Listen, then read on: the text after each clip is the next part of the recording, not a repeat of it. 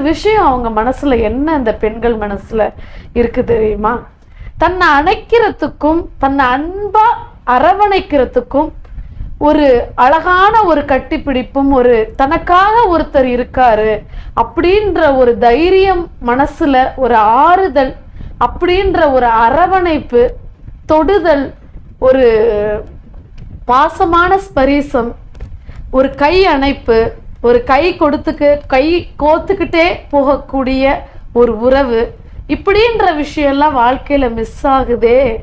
அதை யார்கிட்ட போய் நம்ம எடுத்துக்கிறது அப்படின்றது தான் அவங்களுடைய ஒரு பெரிய தவிப்பு, ஏக்கம் அப்படின்றத நான் உணர்ந்தேன் அவங்க கூட பேசும் பொழுது.